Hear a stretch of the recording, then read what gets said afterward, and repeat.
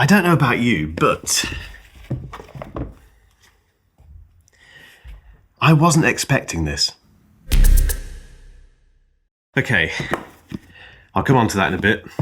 In front of me, I have the Sony WH-1000X, the ColleXion. And ColleXion has an X in it, not a C. ColleXion, which means for people like myself, that's gonna completely ruin my autocorrect on all of my things for the rest of time. But I'll let Sony off because I quite like the ColleXion. It's a word, it's not just a couple of letters and a number. So anyway, what are these? Well, they're £550, and these are the other prices in the rest of the world. They're very expensive in terms of noise-cancelling headphones. It puts them in the kind of AirPods Max 2 bracket. They're cheaper than the Bowers & Wilkins PX8 S2s, but they're still expensive. However, the reason the X is in the name is because it's the Roman numeral, and it signifies 10 years of the 1000X series. Now, still to this day, the Sony XM4s are my favourite ever noise-cancelling headphones. They are superb. If you find a brand new pair of these somewhere, buy them. They're amazing. Then we had the XM5s. Where are they?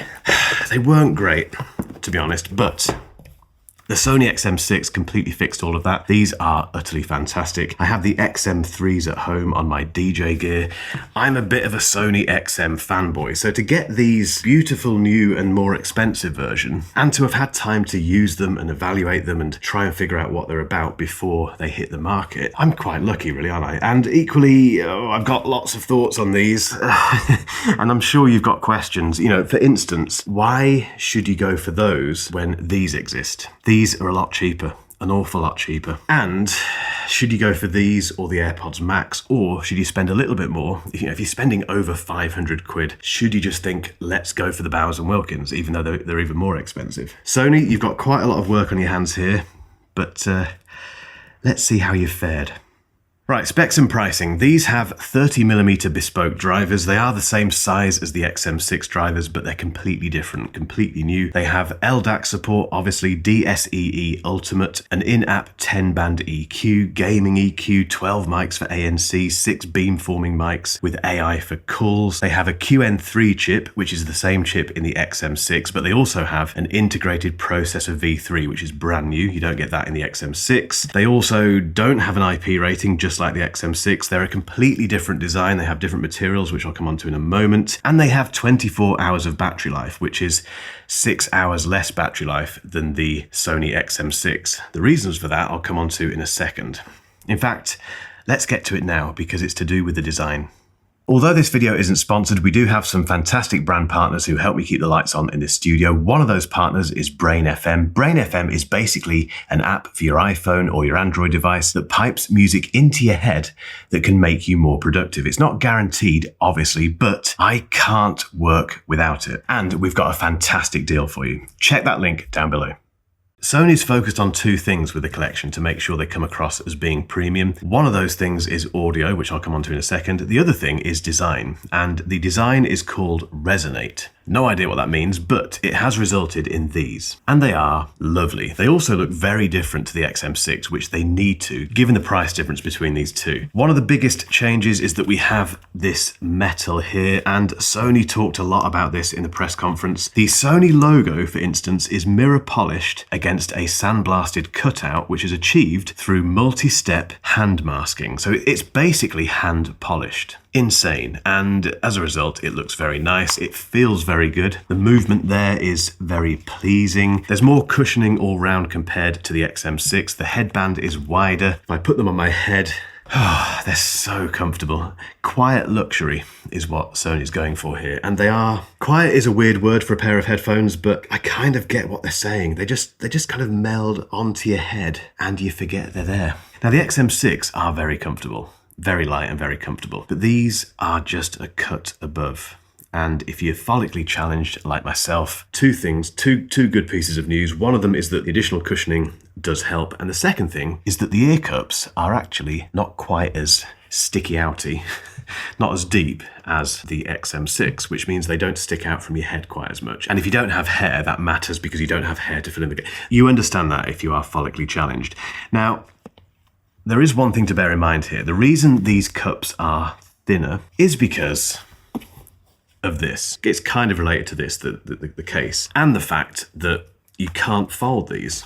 You can fold the XM6, which means we get a lovely small case like that. Now, because you can't fold them, Sony realized, I guess, that they had to put them into a bigger case. But to get around that being annoying, and knowing how annoyed people like myself get about headphone cases, they made these not quite as thick, which means this case is a little bit thinner than this case, but it is bigger overall. It is actually a bigger case, if that makes sense. I won't spend too long on this point, I promise, but the other thing that has happened is that the battery has, I think it's got smaller. It's certainly changed because we have 6 hours less battery life on these compared to the XM6, and the battery itself is split between the two ear cups. It's 2 cells, which is quite clever actually, but the result of that is that we have less battery life. Now the case, very quickly, I love. It's it's very unusual. I've not seen a case like that before. It does have AirPods Max vibes, but it's a bit different in terms of the fact that it's actually a case. It's got, it's got all-round protection. It feels very... Who would do that?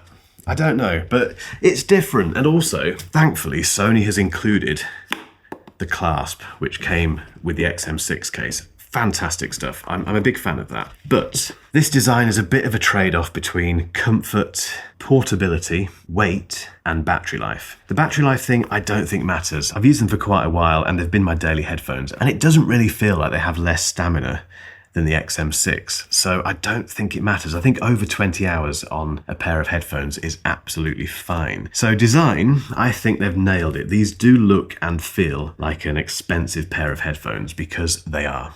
According to Sony, these are the best sounding Sony headphones to date. That's a very big claim because they've made some very good sounding headphones. The reason they're saying this is because they have done a lot of work on getting the tuning of these right. So they collaborated with world-class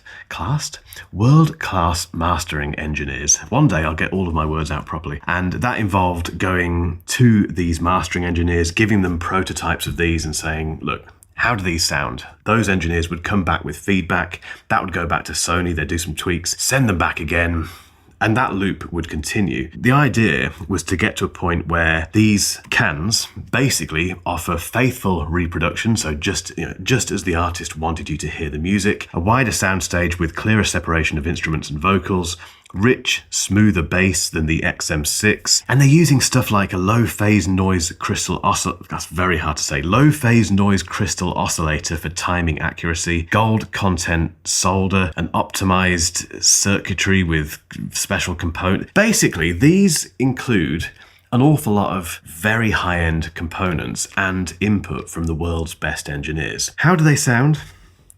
Fantastic. Now, yes, they have 30mm drivers, which some people didn't like on the XM6 and the XM5 because it's smaller than the previous driver. None of that matters. I think that's classic Reddit thread, digging into the specs without actually listening to these things and taking them at face value. And the ColleXion sound beautiful in the mid-range. I've always said this, that the difference between expensive headphones and mid-range headphones is the fact that you can hear instruments so much better. Instruments, that's very hard to say.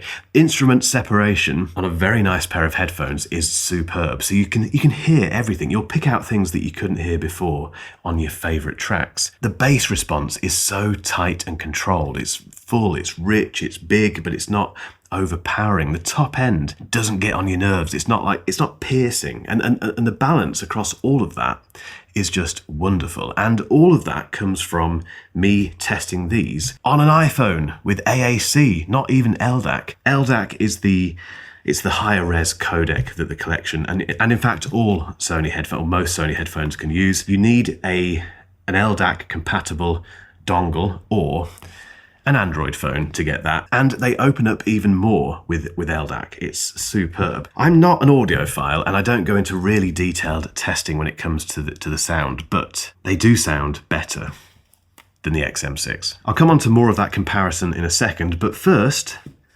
noise cancelling.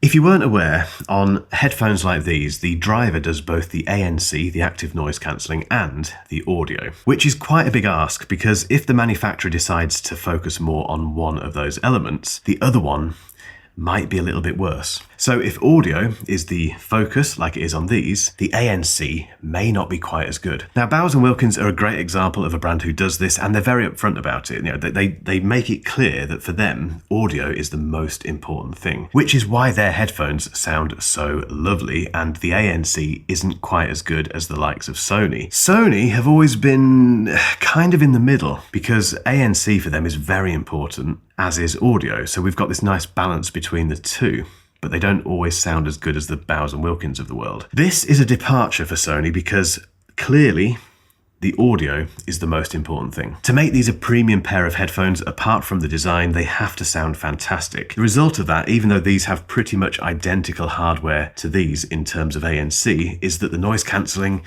is a little bit less than the XM6. The world doesn't go quite as quiet on the ColleXion as it does with the XM6, but you have to A/B test the two, because these are still a fantastic pair of noise cancelling headphones. It makes the world go quiet, and it does it in a way that isn't oppressive. There's no hiss. It's very, very good. It's only when you A/B test them between the XM6 that you realise that the XM6 are slightly better. But it is marginal. It really is. The next thing, however, is my famous mic test. So let's head outside. Okay, let's start with the ColleXion.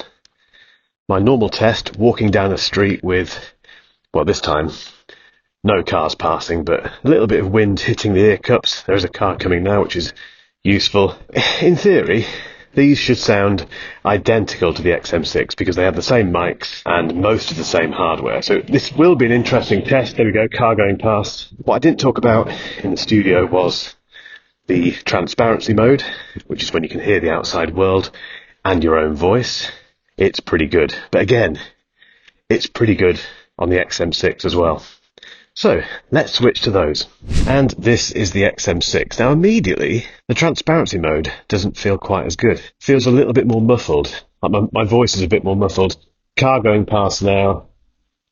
Again, a little bit of wind. Not much, but a little bit of wind hitting the ear cups. Ear cups, whatever. I want to hear from you guys in the comments about this. I don't get to hear these comparisons until the video goes live. So I'm in the dark as much as you are. Let me know what you think. Back to the studio. Right, the big conclusion. Should you go for the... Brilliant. Should you go for the ColleXion or spend less and go for the XM6? If you want to spend less money, just get the XM6. I think one thing I've realised while comparing these two is that the XM6 really are fantastic because, okay, they're more plasticky and the case isn't quite as cool as this, but it's still very good. And the comfort is a little bit less on these compared to these, and the audio performance is better on these compared to these. I think the biggest difference between the two is the audio and the design. So Sony has achieved what it set out to achieve, but these are still so good. Sony, you're making such good headphones at the moment, and it's a lovely problem to have. So I think if you just want to save money, get the XM6 because they're a very, very well priced pair of headphones at the moment. If, however, you just want the premium option, you want the metal, you want the polished metal, the hand polished metal, sorry. If you want the ultimate comfort, and if you want to know that you're getting the best audio from Sony ever, get the ColleXion. They are wonderful. They're really, really good. They might be my go-to headphones now. The other question is, should you buy these or the AirPods Max 2 or the Bowers & Wilkins PX8 S2s? I have a video on that coming up in 2 weeks. So if you don't want to miss that, hit that subscribe button and get involved in the comments. Let's talk about them. See you down there.